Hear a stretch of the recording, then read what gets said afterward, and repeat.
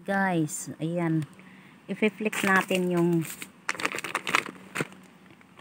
papadala natin sa ating balikbayan box kasi yung anak mong nag-crave siya ng biryani rice ko, no? Edi ito, biryani rice, check. Tauco Ben, check. Ang hazelnuts ang wala akong hazelnuts.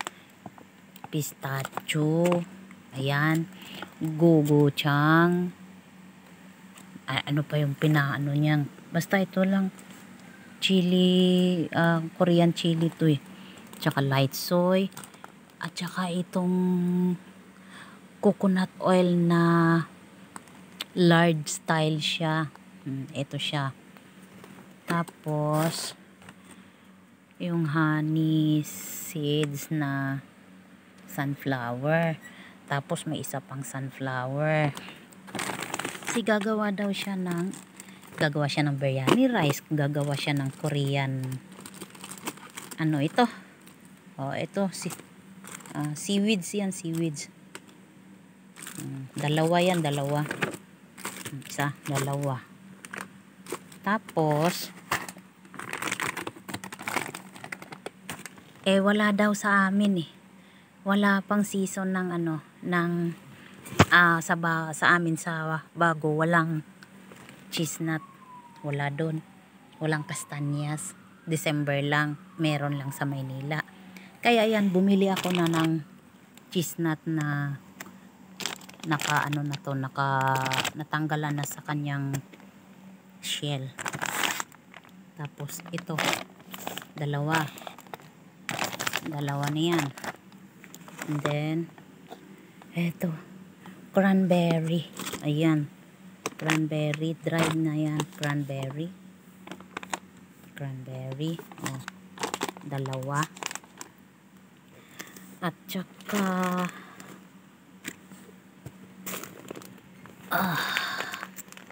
dami na. At saka ito, Van Houten, Van Houten cocoa powder, Van Houten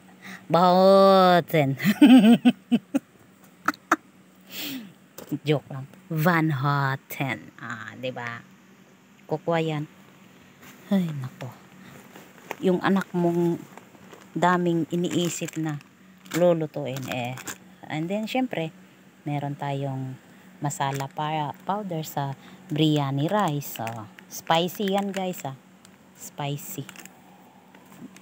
Dalawa yan, dalawang binili ko kasi 2 kilo naman yung bigas. And then meron tayong 5 spice.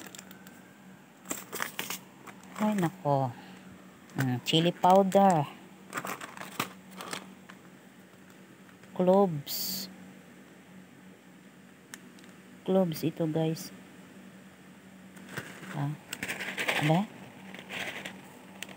then cloves, anong tawag nito, bunga singki, from Indonesia pala to, product Indonesia. Ayan, cloves. Meron akong Sichuan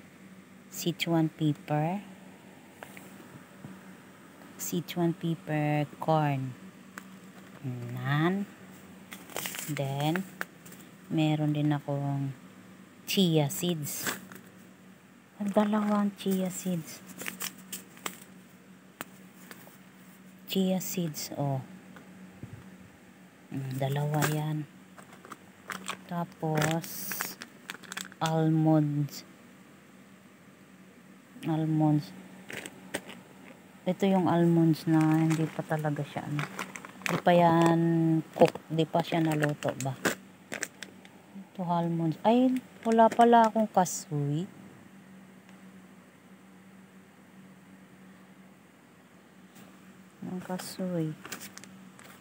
Ito pang isa to, nutmeg powder. And then baked walnut Kasi yung isang walnut doon, yung nasa shell pa, mahal. Andun may rice wine pa ako, yung iba yung turmeric. Ay, naku, ang daming order ng anak ko. So ipapadala ko yan sa balikbayan box. Tsaka yung mga abubot-abubot pa. Ito lang yung fiflex kong grocery ko. O diba? Umabot tayo ng, wala pa yung iba dyan. Ang iba na ano ko na, napamili ko na yung iba. O 285 ringgit. Diba? Tuwang-tuwa na yan mamaya. Kasi nabili ko na yung kailangan. Ayun, parang kinikrib niya eh. Dahil itong ano, ang masbate rice, parang wala yata yun doon sa amin. Kailangan pang dadayo ka ng ano, ng Bacolod sa mga mall. Kasi hindi naman to ano na rice na kinakain natin sa Pinas ba. Ito iba to eh. Tsaka Jasmine ang brand kinuha ko. Ayan. O diba? O 28 gig kaayo.